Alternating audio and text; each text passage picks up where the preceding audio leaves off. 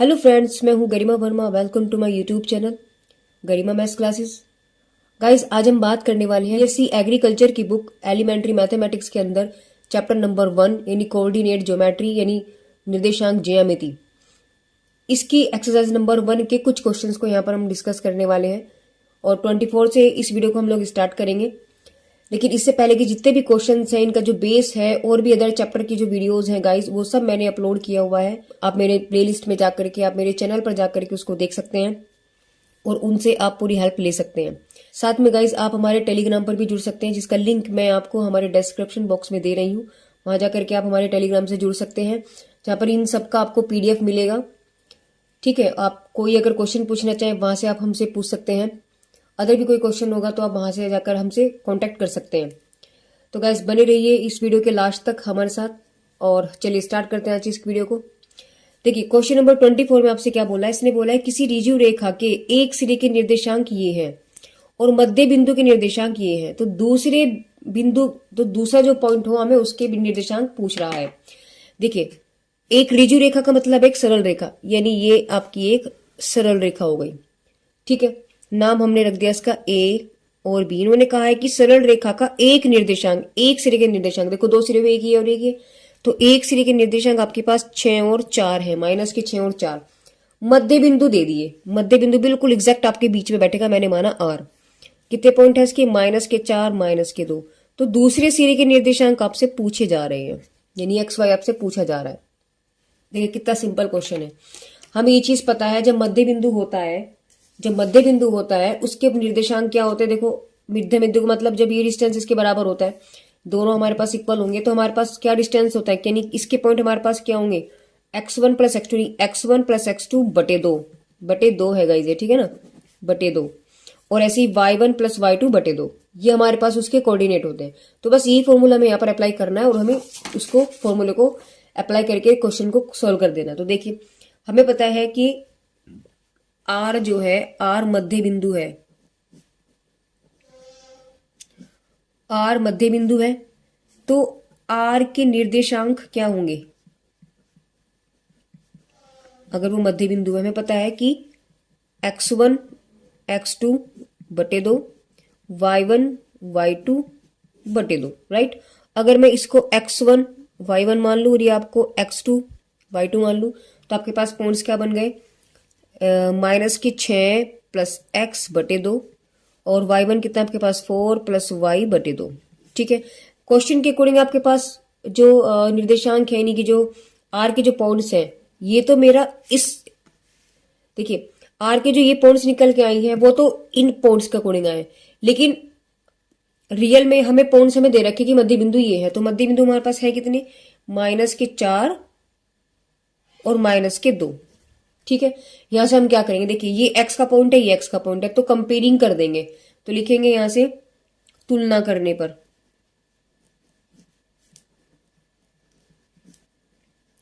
तो देखिए माइनस के 6 प्लस के x बटे 2 बराबर कितना आ गया आपके पास, माइनस के 4। x को x के बराबर, y को y के बराबर, तो यहां से 4 प्लस के y upon 2 equal to minus के 2। तो यहां से आपके पास वैल्यू बैठ गई 6 plus x equal to minus के 8 और यहाँ हो गया y plus 4 plus Y equal to minus के 4। ठीक है, x बराबर आपके पास हुआ माइनस के 8 प्लस के 6, यानी x बराबर माइनस के 2 वैल्यू आपके पास निकल के आ गई। यहाँ से y बराबर आपके पास आया माइनस के 4, यानी y की वैल्यू कितनी होगी, माइनस के 8। तो अगर हम यहाँ से कहें तो r के निर्देशांक आपके पास कितने हो गए, सॉरी r के नहीं पूछा, b के हैं ये, तो b के निर्देशांक यानी दूसरे सिरे, तो b के निर्देशांक आपके पास कितने निकल गए, यानी कि x वैल्यू आपके पास कितनी आई, -2, और ये वैल्यू कितनी है आपके पास, माइनस के 8। ठीक है, चलिए चलते हैं क्वेश्चन नंबर 25 की तरफ। देखिए गाइस, 25 में हमसे क्या पूछा है, इन्होंने बोला है कि एक त्रिभुज है जिसके तीनों शीर्ष हमें दे दिए। ठीक है, तो पहले हम त्रिभुज बनाते हैं, उसके तीनों पॉइंट हम लिखते हैं। तो ये हमारे पास त्रिभुज हो गया, तीनों पॉइंट हमें दे दिए, A B और C। पॉइंट है हमारे पास -1 3 1 -1 और 5 1। ठीक है, आगे इसने क्या बोला है, देखो जितना बोला हमने पहले उतना किया। आगे इसने बोला है कि त्रिभुज के गुरुत्व केंद्र के निर्देशांक ज्ञात करिए। अब पहला पॉइंट हमारे याद है कि गुरुत्व केंद्र यानी ग्रेविटी होती क्या है। देखिए ग्रेविटी है क्या, इसको समझते हैं। जो हमारा किसी जो त्रिभुज है, त्रिभुज के अंदर जो माध्यिकाएं होती है, माध्यिका का मतलब किसी भी शीर्ष से डाला गया सामने वाली भुजा पर लंब, ये माध्यिका होती है। तो माध्यिका इनको बराबर बराबर हिस्सों में बांटती है। मैंने माना यहाँ पॉइंट इसका P मान लेते हैं, ठीक है। ये हमारे पास इसकी माध्यिका हो गई। बी पॉइंट की माध्यिका, बी पॉइंट से अगर मैं माध्यिका तो आपके पास यहाँ कहाँ जाएगा, आपके पास ये, तो मैंने माना पॉइंट इसका Q। इसका पॉइंट अगर C देखूं तो इसका माध्यिका कहाँ जाएगी, तो मतलब ये जो आपके पास है ना माध्यिका, वो इसी पॉइंट से, मतलब क्या हुआ आपका कि जो तीनों माध्यिकाएं हैं वो एक ही पॉइंट से होकर के जाएंगी, एक ही पॉइंट से। तो जिस पॉइंट से होकर के जाएंगे वही इसकी ग्रेविटी है, यानी वो इसका गुरुत्व केंद्र है। आई बात समझ में? तो हमें ये वाला पॉइंट निकालना है G। ये आपके पास क्या है, गुरुत्व केंद्र है, तो हमें ये निकालना है पॉइंट, इसके पॉइंट आपको निकालने। अब देखिए यहां समझने वाली बात क्या है कि जो ग्रेविटी होती है, जो ये वाला पॉइंट है, ये किस रेशो में होता है, यहां से यहां तक का डिस्टेंस 2 होगा, यहां से यहां तक का डिस्टेंस 1 होगा। सेम शीर्ष से यहां तक का, यानी कि ये वाला डिस्टेंस आपके पास 2 होता है और ये वाला डिस्टेंस आपके पास 1 होता है। ऐसे ये वाला इससे आपके पास 2 हो जाएगा और ये वैल्यू इससे आपके पास 1 हो जाएगा। यानी हम क्या कह सकते हैं यहां से कि आपके पास गुरुत्व केंद्र क्या होता है, देखिए गुरुत्व केंद्र क्या होता है, गुरुत्व केंद्र, इसे गुरुत्व केंद्र कह लो आप, या आप इसे केंद्रक भी कह सकते हो। ये त्रिभुज का केंद्रक भी है, देखो दोनों बात एक ही है। तो ये क्या होता है, आपके माध्यिकाओं का कटान बिंदु। देखो साथ साथ में क्वेश्चंस की जो पॉइंट्स हैं उनको भी हम पकड़ के बिल्कुल डीप इसको समझा रहे हैं। माध्यिकाओं का कटान बिंदु, वो ये आपका क्या कहलाता है, गुरुत्व केंद्र कह लो उसको, या फिर आप उसको केंद्रक भी कह सकते हैं। अब हमारे पास यहाँ माध्यिकाएं क्या हो गई, इस क्वेश्चन की अगर हम बात करें, हमारे पास माध्यिकाएं कौन कौन सी हो गई, एक तो आपके पास हो गई AP, एक आपके पास हो गई BQ और एक आपके पास हो गई RC, ठीक है। तो आपके पास गुरुत्व केंद्र की अगर हम बात करें, यहां से आपको पॉइंट क्या समझना है, देखिए जो आपके पास AP है वो किस रेशो में है, आपके पास AG रेशो GP में। तो इनका जो रेशो होगा आपके पास वो 2:1 होगा।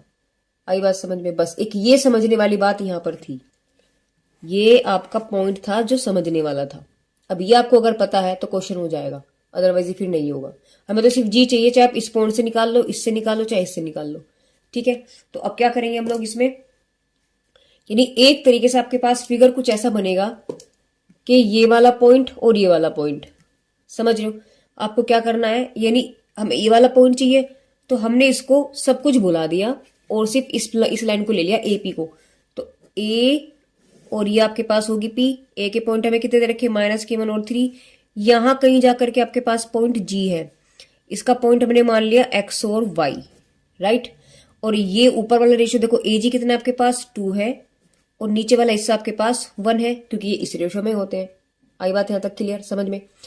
अब आपका काम क्या है, पहले P पॉइंट को निकालना। आपका काम क्या है, पहले P पॉइंट को निकालना। अब P कैसे निकलेगा, हमें ये चीज पता है कि P जो है BC का मध्य बिंदु है। लिखेंगे बिंदु P BC का मध्य बिंदु है।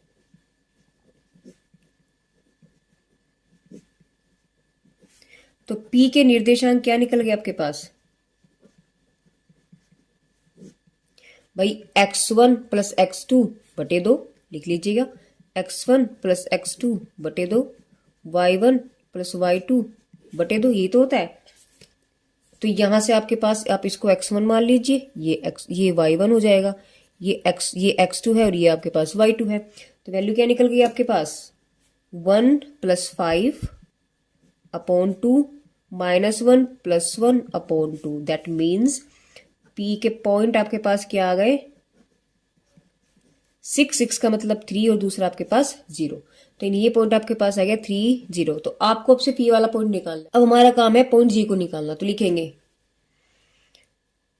कि G के निर्देशांक,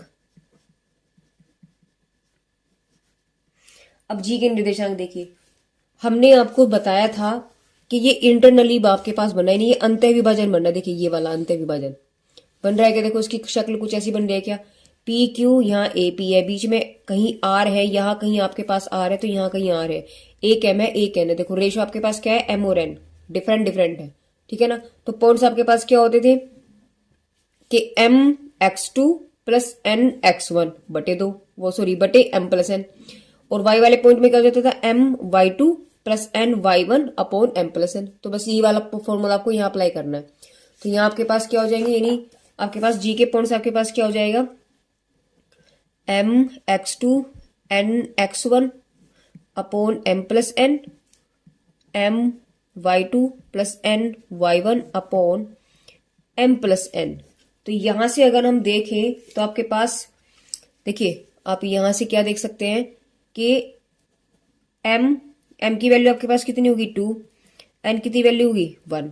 चलिए एक्स वन वाई वन आपके पास हमने क्या माना, आप इसको मान सकते हैं -1 3, और आप एक्स टू वाई टू किसको कंसिडर कर सकते हैं, इसको लिखेंगे 3 और 0। हो गया काम। तो उठाओ वैल्यू रख दीजिए, तो आपके पास वैल्यू क्या बनेगी, देखिए तो जी के निर्देशांक एम की वैल्यू कितनी है 2, x2 कितना है आपके पास, x2 है 3 प्लस एन 1 है, x1 कितना है -1 है अपॉन 2 प्लस 1, राइट। y की वैल्यू में देखिए m की वैल्यू 2 है और y2 कितना है आपके पास 0 प्लस n की वैल्यू 1 है और y1 आपके पास कितना है 3 अपॉन 1 प्लस 2, ठीक है। तो देखिए 2 3 अच्छे हैं, तो ये हो गया -1 अपॉन 3, यहाँ वैल्यू 0 होगी 3 अपॉन 3, तो कितना हो गया जी 5/3 और 1। तो ये जी के आपके पास क्या हो गए निर्देशांक, और यही हमसे पूछा गया था कि भैया गुरुत्व केंद्र क्या होगा। तो ये हमारे पास गुरुत्व केंद्र के पॉइंट निकले, यानी हम इसे क्या कह सकते हैं, ये आपके पास गुरुत्व केंद्र के निर्देशांक कह लो या केंद्रक कह लीजिए के निर्देशांक। चलिए क्वेश्चन नंबर आगे देखते हैं 26 की तरफ।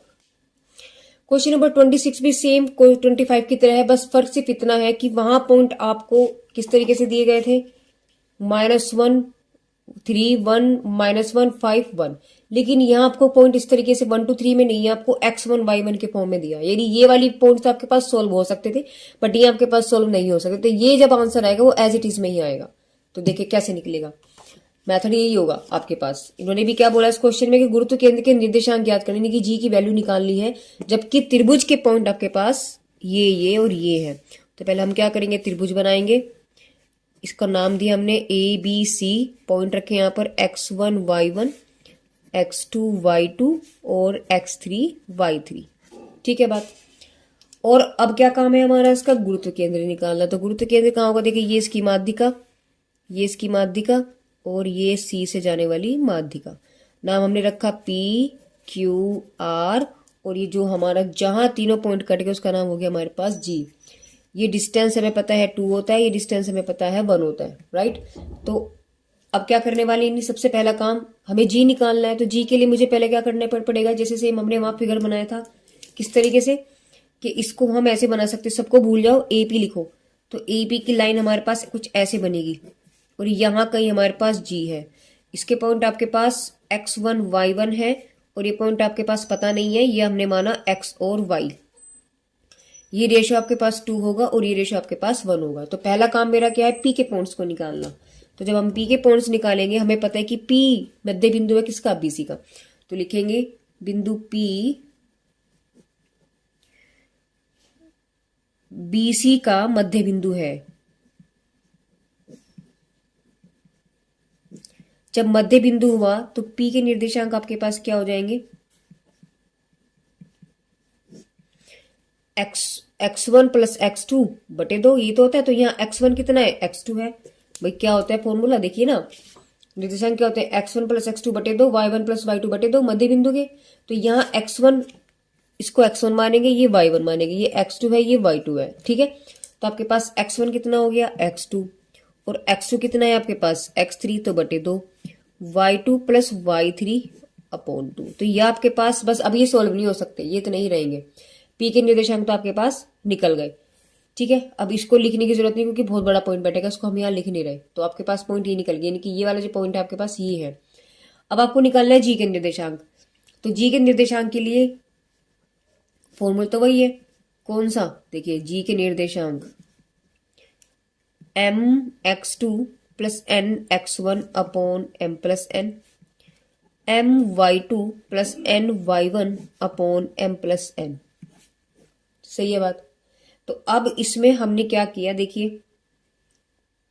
यानी यहां हम लिखते हैं देखिए कि m बराबर कितना आपके पास 2, n बराबर कितना है 1, x1 y1 को हमने क्या माना, ये वाले पॉइंट हो गए x1 y1, राइट, यही पॉइंट हो गए। और x2 y2 के पॉइंट कौन से हो गए आपके पास, यानी x2 और y2 इसमें अगर हम माने तो ये p के पॉइंट होंगे। p के पॉइंट क्या आपके पास ये रहे, यानी x2 plus x3 upon 2, y2 plus y3 upon 2। Clear है बात। अब हमारा काम क्या रह गया, देखिए सिर्फ क्या रह गया हमारे पास, हमें जी के निर्देशांक निकालने हैं। तो जी के निर्देशांक आपके पास आ गया, m की वैल्यू कितनी है 2, x2 कितना है आपके पास, देखो 2x2 ये रहा, x2 प्लस x3 अपॉन 2 है, और पूरे के अपोन में क्या है m प्लस n है, यानी कि 3। ठीक है, अच्छा जी, चलिए ये तो आपके पास m x2 आया प्लस n x1 भी तो लिखना है, n की वैल्यू 1 है और x1 कितना है आपके पास 1 ही है, तो ये x1 हो गया। ऐसे ही अब आपको क्या लिखना है, m की वैल्यू 2 है, y2 कितना है आपके पास, ये रहा y2, तो लिखो y2 plus y3 upon 2 plus फिर क्या आपके पास n की वैल्यू 1 है और y1 की वैल्यू आपके पास y1 ही है, और अपॉन में आपके पास क्या चल रहा है 2 प्लस 1।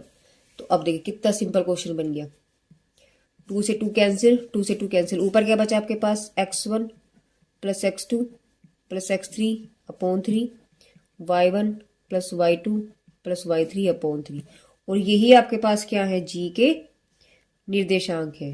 बस क्वेश्चन कंप्लीट। ठीक है, ये सॉल्व नहीं हो सकते इसलिए एज इट इज आपके पास रहेंगे।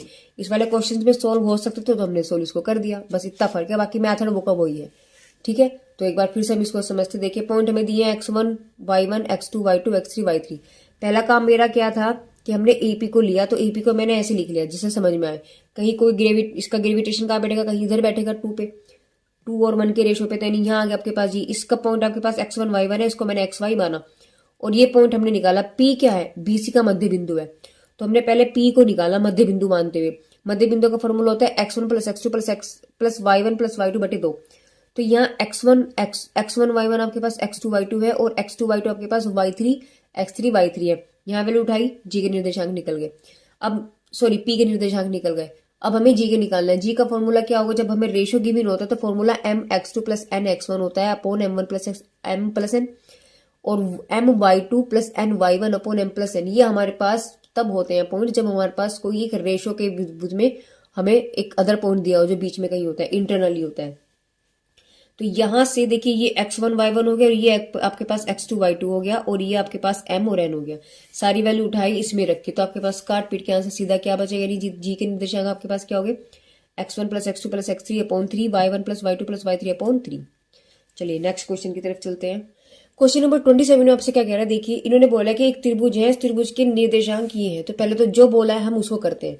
त्रिभुज दिया है, तो त्रिभुज जैसे दिया है तो आपके पास त्रिभुज की हमने कुछ भी त्रिभुज बना लिया, ये हमारे पास त्रिभुज हो गया।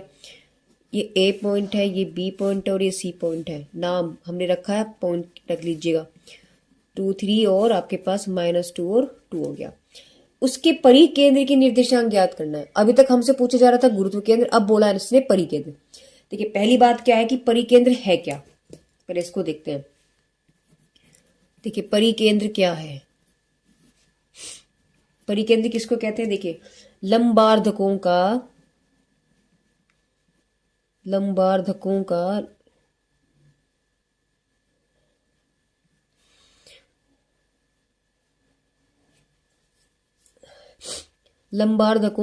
कटान बिंदु। जैसे गुरुत्व केंद्र किसका था, माध्यिकाओं का कटान बिंदु था। परिकेंद्र क्या होता है, लंबार्धकों का कटान बिंदु। अभी लंबार्धक क्या होता है, देखिए आपने पढ़ा है 10th में कहीं ना कहीं कि जब हम किसी रेखा का लंबार्धक करते हैं, कैसे करते हैं, जैसे कि मुझे इसका लंबार्धक करना है तो प्रकार में दूरी भरी और आधे से ज्यादा भरते हैं। भरने के बाद हमने आधे से ज्यादा उसमें प्रकार में दूरी भरी, और ऐसे टक टक ऐसे क्लिक लगाते हैं, तो हम लोग ऐसे लगाते हैं यहाँ, फिर यहाँ से लेंगे इसको ऐसे लगाया, कट जाते हैं, तो जहां ये कटता है वो उस पर लंबार्धक हुआ। समझ रहे हो आप बात। ऐसे ही इसका करेंगे, जब हम इसका करेंगे तो इसमें भी कुछ ऐसे यहां और यहां बैठेगा तो ये कट गया, ठीक है। जब हम इसका करेंगे तो इसका भी लंबार्धक यहां और यहां कुछ कट के ऐसे कटेगा। तो जो ये पॉइंट यानी तीनों रेखाओं के जो लंबार्धक जहां मिलते हैं उसे हम क्या कहते हैं, उसे हम परिकेंद्र कहते हैं। मतलब परिकेंद्र का मतलब ये होगा कि ये आपके पास त्रिज्याएं होंगी, समझ रहे हो आप, ये आपके पास त्रिज्याएं होंगी। तो मतलब ये एक वो डिस्टेंस है कि जब हम इसको परिकेंद्र यानी इसको केंद्र मान करके जब हम इस पर कोई व्रत बनाएंगे तो इसके बाहर एक व्रत बन जाएगा इस तरीके से। उसके तीनों पॉइंट जो है उस व्रत पर होंगे, उस सर्किल पर इस त्रिभुज के तीनों पॉइंट होंगे, वो हमारा परिकेंद्र होता है। परि माने चारों ओर, ठीक है, और केंद्र यानी उस केंद्र के चारों ओर। तो उस केंद्र के चारों ओर आपके पास वो चीज घिर जाती है, यानी कि त्रिभुज के सारे तीनों पॉइंट जो होंगे आपके पास वो त्रिभुज वो व्रत के इस परिधि पर होंगे, ठीक है, सर्कमफ्रेंसिस पर होंगे। तो ये आपके पास क्या हुआ, परिकेंद्र। इसका नाम हम रख देते हैं जी रख लो या पी रख लेते हैं, परिकेंद्र है तो पी रख लेते हैं। इसका नाम हमने रखा परिकेंद्र का नाम पी। अब देखिए हमें ये चीज यहां से पता होती है, परिकेंद्र में क्या कंडीशन होती है, अगर ये लंबार्धक आपके पास मैंने माना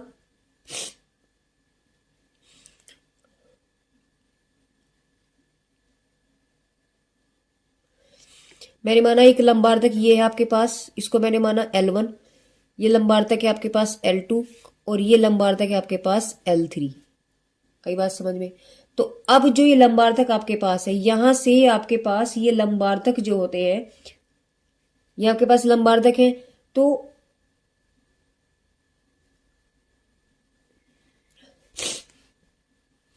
ये आपके पास लंबार्धक है। अब ये देखें एक चीज का आप ध्यान रखेंगे, जो परिकेंद्र होता है, जो परिकेंद्र है वो शीर्षों से यानी कि वर्टेक्स से समान दूरी पर होता है, समान दूरी पर होता है। ये पॉइंट है आपके समझने वाले। क्या बताया मैंने अभी तक आपको, मैंने बताया है कि परिकेंद्र क्या हुआ, इन रेखाओं का लंबार्धक आप करिएगा, जहां तीनों लंबार्धक आपके कट गए वो पॉइंट हमारे पास पी होगा, नहीं वो पॉइंट हमारे पास परिकेंद्र होगा। परिकेंद्र का मतलब क्या है कि उसको हम पॉइंट मान करके, उसको हम केंद्र मान करके जब हम इस त्रिभुज के चारों ओर जब हम एक सर्किल बनाएंगे, एक वृत्त खींचेंगे, तो त्रिभुज के तीनों पॉइंट त्रिभुज के तीनों पॉइंट उस सर्किल पर होंगे, ठीक है।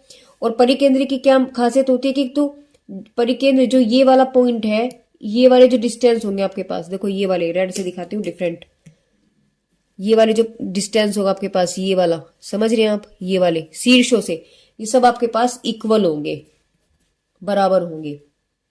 यानी कि हम यहां से क्या कह सकते हैं कि आपके पास कंडीशंस यानी कि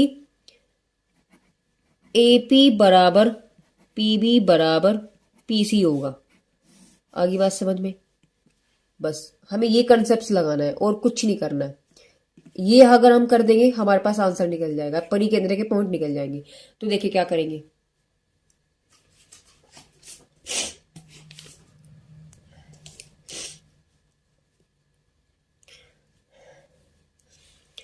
लिखेंगे हम चित्र से। हमें पता है कि AP बराबर किसके है, PB के है, PC के, तो पहले इन दोनों को ले लो फिर इन दोनों को ले लो। तो हम यहां से क्या लिख सकते हैं कि AP बराबर PB है ना, PB। और P के जो पॉइंट है यानी P के निर्देशांक हमने क्या मान लिए, XY है। P के पॉइंट आपके पास क्या है, यहां लिख लेते हैं X और Y। बस अब सारा काम हमारा निकल गया। हम क्या निकालेंगे, हमें क्या निकालना है, AP और बराबर क्या है PB। तो अब यानी कि AP और PB, देखो AP क्या है, एक लाइन है, रेखा है जिसके दो पॉइंट हमारे पास गिवन है। तो दो बिंदुओं से जाने वाली दूरी निकाल लीजिए। तो दो बिंदुओं से जाने वाली दूरी क्या होती है आपके पास, x2 माइनस x1 का whole square plus y2 minus y1 का होल स्क्वायर का अंडर रूट। तो इन दो पॉइंट से जाने वाली आपको डिस्टेंस निकालना है। देखो कुछ ऐसे तो बनेगा, अगर मैं देखूं AP कुछ ऐसे ही तो है ना आपके पास, ये AP हो गया, इसका पॉइंट आपके पास 1 और 1 हो गया, और ये पॉइंट आपके पास XY है। तो आपको ये लेंथ निकालनी है, ये वाली लेंथ PB के बराबर होगी, ये PB हो गया। इसके पॉइंट आपके पास 2 3 है और इसके पॉइंट आपके पास एक्स वाई है ही, तो पी भी पी ए बराबर पी भी है, समझ रहे हो आप। तो उस तरीके से हमने क्या निकाला, ये लेंथ निकाली, ये लेंथ निकाली और दोनों को बराबर रख दिया, तो एक रिलेशन तो हमारे यहीं से निकल जाएगा।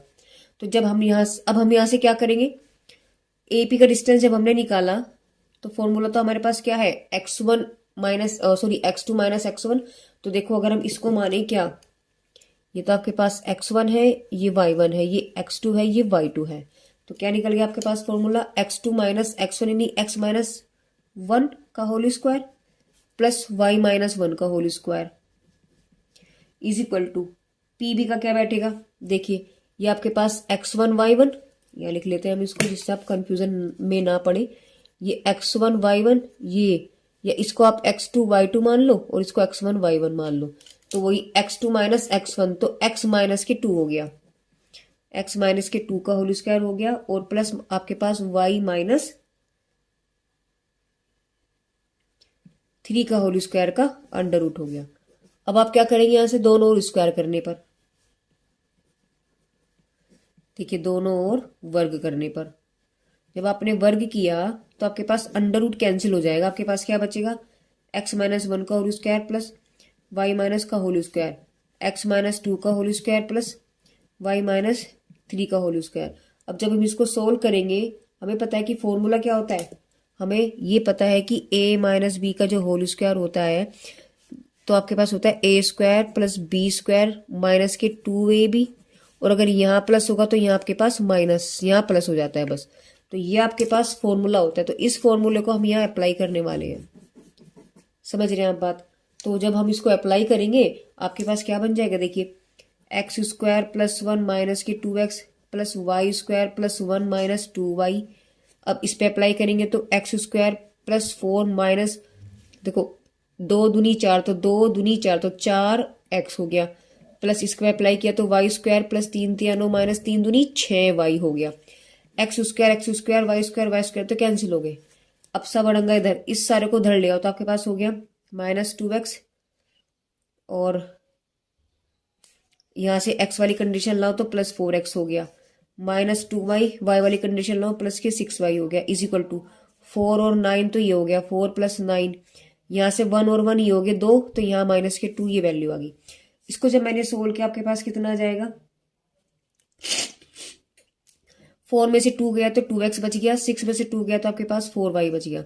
इसको जब हमने सोल्व किया आपके पास हो गया 13 माइनस 2, यानी आपके पास क्या बचेगा 11। इसको मान ली इक्वेशन नंबर 1। यहां तक क्लियर है। एक रिलेशन हमने किससे निकाला, ए पी बराबर पी बी से हमने इसको निकाला। अब दूसरा हम क्या करेंगे, ए पी बराबर पी से रख देंगे, तो रखेंगे यहां से तथा ए पी बराबर क्या है, पी सी भी है, वही तीनों आपस में बराबर है, तो एक रिलेशन मैंने ए पी बराबर पी बी ले लिया। अब हम क्या लेंगे, ए पी बराबर पी सी ले लो, तो ए पी की वैल्यू तो सेम यही रहने वाली है, तो इसको लिख लीजिए क्या, एक्स माइनस के 1 का होल स्क्वायर वाई माइनस 1 का होल स्क्वायर का अंडर रूट। पीसी में क्या हो जाएगा, ये हम यहाँ पीसी का फिगर भी बना लेते हैं, ये पी और ए सी, पी के पॉइंट आपके पास एक्स वाई है और सी के पॉइंट आपके पास माइनस के 2 और 2 है, समझ में आई बात। तो बस इसी को हम यहाँ पे अप्लाई करने वाले हैं, तो आपके पास क्या फॉर्मूला बन गया, ए पीसी को रख देते हैं। इसको हम थोड़ा सा ना, क्योंकि डिफरेंट है तो एक डिफरेंट पेन से हम इसको बॉक्स में कर देते हैं, जिससे हमें देखने में कोई प्रॉब्लम ना हो।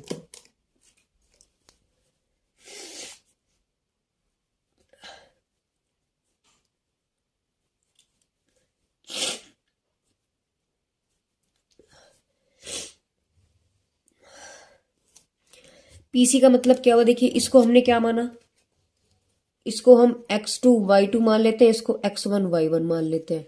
तो x2 माइनस x1 यानी कि x माइनस माइनस का माइनस मतलब प्लस 2 का होल स्क्वायर हो गया, प्लस y2 माइनस आपके पास कितना हो गया, यानी y माइनस के 2 का होल स्क्वायर हो गया।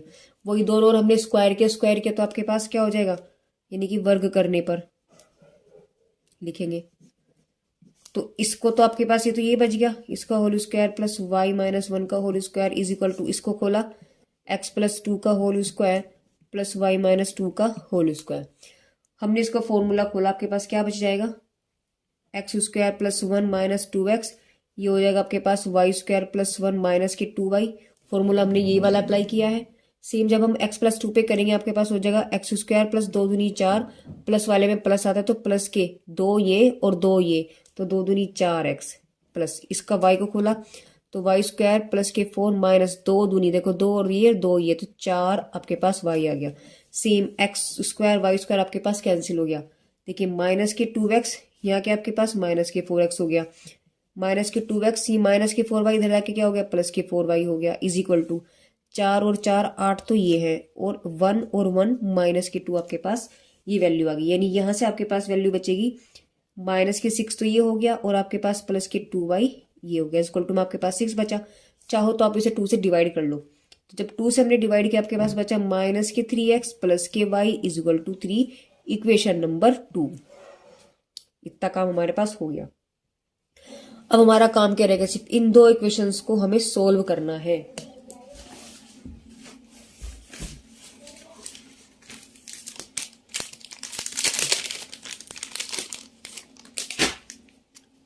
यानी आपके पास दो इक्वेशन बनी, ये वाली और ये वाली।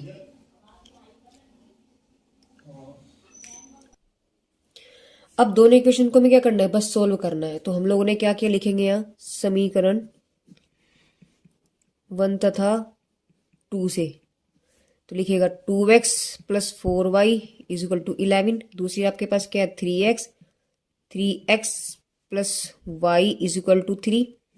देखिए हम क्या करेंगे, हम लोगों ने देखिए ये 3 है ये 2 है, तो हम लोगों को इसे काटना है। हम क्या करेंगे, इसमें 3 से मल्टीप्लाई कर देंगे, इसमें 2 से, तो आपके पास 2 तिया 6 और 3 दूनी 6, तो ये तो कैंसिल हो गया। अब हमने क्या किया, जोड़ा है इसको, तो देखो 4 तिया 12 और 2 यहाँ आ गए 2, तो 4 तिया 12 और 2 कितने हो गए आपके पास 14y इज इक्वल टू 33, तो ये हो गए 12 11 तिया 33 और 6 ये हो गए, कितने हो गए आपके पास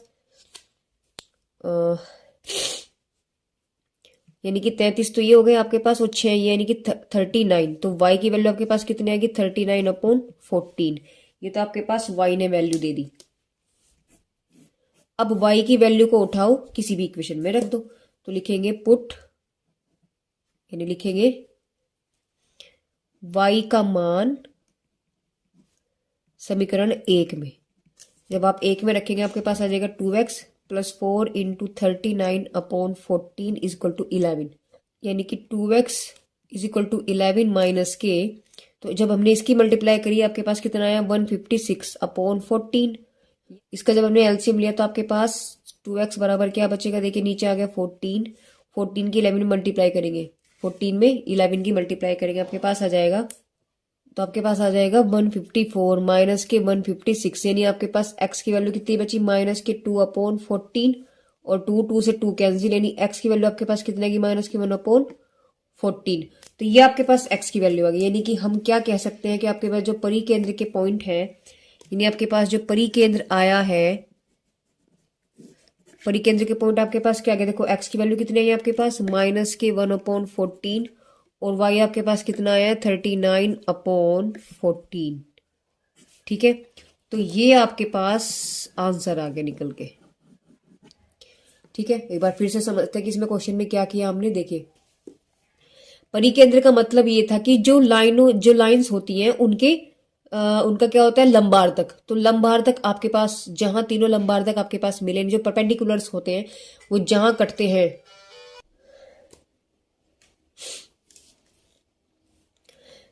तो जो लंबार्धकों का जहां तीनों लंबार्धक आकर के हमारे मिलते हैं वो हमारा पॉइंट क्या होता है पी एन, उसे हम क्या कहते हैं परिकेंद्र। परिकेंद्र का मतलब ये हुआ कि उसको केंद्र मान करके मैं इस त्रिभुज के चारों ओर एक वृत्त बना सकती हूँ, और वृत्त के परिधि पर यानी कि उसके सर्क्यूमफ्रेंसेस पर त्रिभुज के तीनों पॉइंट आपके पास होंगे।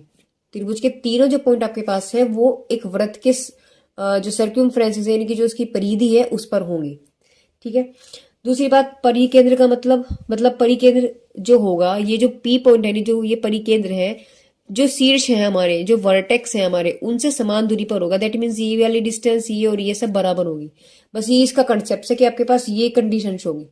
तो हमने क्या किया, पहले इन दोनों को बराबर रखा, फिर इन दोनों को बराबर रखा। तो जब इन दोनों को रखा हमारे पास यानी कि ए पी बराबर पी बी, तो एपी का डिस्टेंस फॉर्मूले से हमने ये वैल्यू निकाली, रखी, सोल्व किया, इक्वेशन निकल गई। उसी तरीके से हमने फिर एपी बराबर पीसी रखा, यानी कि एपी के बराबर इस वाले को रखा, क्योंकि तीनों बराबर है भाई, एक बार इन दोनों को ले लिया, एक बार इन दोनों को ले लिया। इसमें भी वही डिस्टेंस फॉर्मूला का हमने अप्लाई किया, हमारे पास इक्वेशन नंबर सेकंड आ गई। दोनों इक्वेशंस को हम लोग एलिमिनेशन मेथड से आप कर लीजिए, या फिर आप उसको यानी विलोपन विधि से सोल्व कर लो, या फिर आप उसे प्रतिस्थापन विधि से सोल्व कर लो, एज यू विश, जो आपको इजी रखता हो। किसी भी मेथड से हम लोग इसको सोल्व कर सकते हैं। हमने इस इक्वेशन को सोल्व किया, सोल्व करने के बाद y की वैल्यू 39/40 आई, 14 आई है, और x की वैल्यू आपके पास -(1/14 आई है। तो आपके पास परिकेंद्र क्या निकल के आ गया, -(1/14), 39/14। चलिए, इस वीडियो का लास्ट क्वेश्चन है 40, क्वेश्चन नंबर 40। जो 40 क्वेश्चन है देखिए आपका, हम आपको दिखा देते हैं। जो क्वेश्चन नंबर 40 है वो भी आपका परिकेंद्र का ही है, ठीक है। तो यही क्वेश्चन जो ये आपके पास क्वेश्चन था अभी जो हमने कराया था, नहीं जो 27 कराया था वो भी परिकेंद्र का था, तो इसलिए हमने इसके साथ 40 इसमें ऐड किया है, ठीक है। तो यही क्वेश्चन है, सेम यही मेथड होगा, करते हैं और देखते हैं। देखिए 40 में वही बात की है इसने, परिकेंद्र, देखो परिकेंद्र निकालने हैं हमें, और जबकि त्रिभुज के जो 3 शीर्ष है वो ये है। तो पहली तो बात हम त्रिभुज ही बना लेते हैं। तो कुछ त्रिभुज किसी भी तरीके से हो सकता है, ऐसा कुछ नहीं है। ये ए, ये बी और ये सी, पॉइंट रख लेते हैं। तो 3 5 हो गए, और ये आपके पास -(2) 0 हो गया, और ये आपके पास 3 - 5 हो गया। परिकेंद्र हमने ये मान लिया पी पॉइंट, ठीक है। और ये डिस्टेंस हो गया आपके ये और ये। तो हमें पता है ये तीनों आपके पास बराबर होंगे। हमें ये चीज अभी हमने डिस्कस किया था, तो हमें ये चीज पता है कि PA बराबर PC बराबर PB, ये बराबर होगा, ठीक है। तो यहां से हम लोग क्या करने वाले हैं, P के निर्देशांक हम लोग मान लेते हैं XY। तो इसको अगर मैं फर्स्ट मानूं, इसको सेकंड मानूं और इसको थर्ड मानूं, तो हम लोगों ने क्या किया, यहां से हम लोगों ने PA बराबर हम लोग PC लेकर के चले। तो डिस्टेंस फॉर्मूले से हम लोग वही निकालेंगे सेम उसी तरीके से। तो डिस्टेंस फॉर्मूले से हमने जब निकाला तो देखो क्या होता है, P के पॉइंट्स आपके पास क्या है, XY।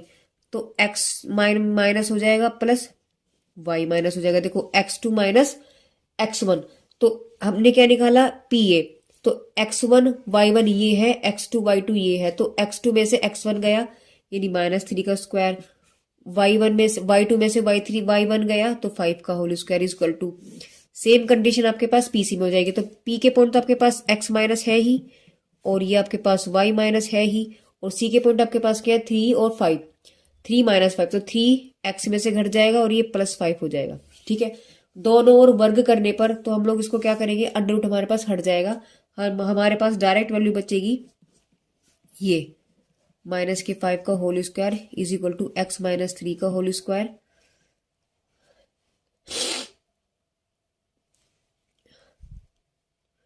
प्लस Y + 5 का होल स्क्वायर।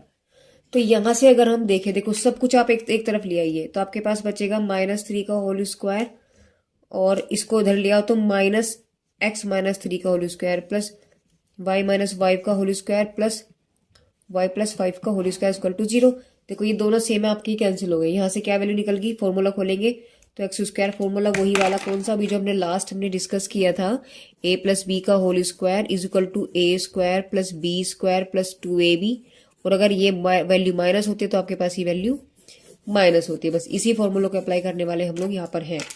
तो A - B, तो माइनस में यहाँ माइनस आ जाएगा, बाकी सब प्लस रहेगा। तो Y² + 25 -5 दूनी 10Y प्लस सेम इसका खोलेंगे तो Y² + 25, और ये प्लस है तो यहाँ प्लस आ गया 10Y is equal to 0। Guys थोड़ा सा मिस्टेक ये हो गया है कि ये तो माइनस में होगी, जब ये वाली वैल्यू इधर जाएगी तो ये माइनस में हो जाएगी। जब ये माइनस में हो जाएगी तो यहाँ माइनस है और ये ब्रैकेट है, ठीक है। तो आपके पास वैल्यू बची Y² + 25 माइनस के 10Y। इस माइनस को अंदर ले जाएंगे तो -Y² - 25 माइनस के 10Y इज इक्वल टू 0। तो 25 से 25 कट गया, और Y² से Y² कट गई, आपके पास आई माइनस के 20Y इज इक्वल टू 0, यानी Y की वैल्यू तो आपके पास डायरेक्टली निकल गई 0। Y की वैल्यू निकल गई। दूसरी कंडीशन रखेंगे PA बराबर PB। क्या रखेंगे हम, PA बराबर PB। तो PA की कंडीशंस तो यही वाली रहने वाली है सेम। तो X - 3 का होल स्क्वायर प्लस Y - 5 का whole square is equal to P B, देखो बस पी के पॉइंट निकल गए -2 और 0, तो x में से p वाले पॉइंट है यानी x, तो x में से -2 यानी +2 हो जाएगा, और प्लस y में से क्या घटेगा 0, तो 0 का मतलब तो 0 ही है, कुछ है ही नहीं।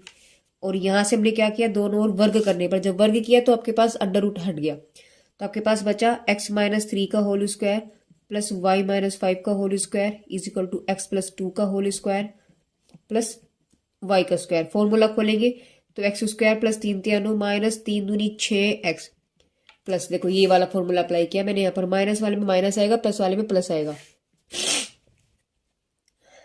अब y -5 में खोलो तो y स्क्वायर प्लस 25 -5 इंटू 2 का मतलब यानी कि देखो 5 इंटू 2 कितना हो गया आपके पास, 5 इंटू 2 10, तो आपके पास हो गया यहाँ पर 10y इज इक्वल टू, उधर फॉर्मूला खोलो तो x स्क्वायर प्लस 2 दूनी 4 प्लस 2 दूनी ये भी 4 हो जाएगा, 4x प्लस वाई स्क्वायर। देखो x square Y square, x square Y square cancel हो गया। देखिए माइनस के 6x है, ये 4x उठा करके इधर ले आओ। अच्छा माइनस के 10y हो गया, और 9 और 25 और प्लस के 4, यानी कि आपके पास क्या बैठेगा,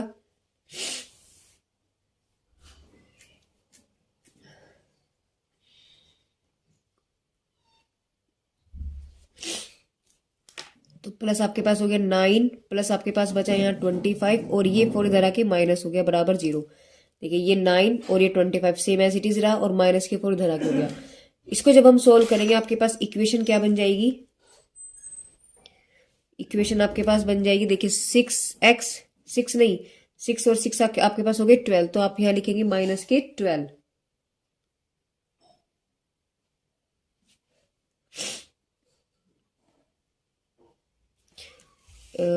सॉरी गाइस, देखिए यहाँ 4x था माइनस के, तो ये आपके पास 4 आएगा। देखो माइनस के 4 माइनस के 6 और माइनस के 4 कितना हो गया आपके पास, माइनस के 10, तो यहाँ हो गया आपके पास माइनस के 10x और माइनस के 10y। जब आपने इसको सोल्व किया टोटल आपके पास कितना बचा, देखो 9 में से 4 गए 5, और 5 में 25 जोड़ा आपके पास आ गया 30 इज इक्वल टू 0, यानी यहां से आपके पास वैल्यू ही निकल के आ गई। तो y की आपके पास आ गया 10 से आप डिवाइड कर लीजिए, तो आपके पास आ गया माइनस के x माइनस के y और इज इक्वल टू माइनस के 3, क्योंकि इसको हम उधर ले गए तो माइनस हो जाएगा, तो 10 से डिवाइड कर दिया। यहां से देखो y की वैल्यू कितनी है आपके पास 0, तो लिखेंगे y बराबर 0 रखने पर तो क्या बन जाएगा आपके पास, minus x equal to -3 x minus से माइनस गया, वैल्यू क्या निकल गई आपके पास 3। तो हम लोग यहाँ से क्या कह सकते हैं, यानी परिकेंद्र के निर्देशांक, यानी परिकेंद्र के निर्देशांक यानी कि p क्या निकल गया आपके पास, x की वैल्यू 3 है, y की वैल्यू कितनी है 0, बस यही आपका आंसर होगा। ठीक है, तो गाइज इस वीडियो के अंदर मैंने क्वेश्चन नंबर 24 से लेकर के 27 और लास्ट में मैंने क्वेश्चन 40 किया है, यानी इन क्वेश्चंस को मैंने यहाँ पर किया है। हमने इस वीडियो के अंदर गुरुत्व केंद्र यानी केंद्रक और परिधि केंद्र को बहुत अच्छे से समझा है। ठीक है, तो गाइज मेरी वीडियोस आपको कैसी लगी है प्लीज कमेंट बॉक्स में कमेंट करके जरूर, साथ में आप हमारे साथ टेलीग्राम पर जरूर जुड़िए, वहां पर आप हमारे साथ प्रॉब्लम को शेयर कर सकते हैं, और वहां हमने PDF को भी अपलोड किया हुआ है, तो आप वहां पर जुड़िए, हमसे प्रॉब्लम शेयर कीजिएगा। ठीक है, तो guys thank you for watching my videos.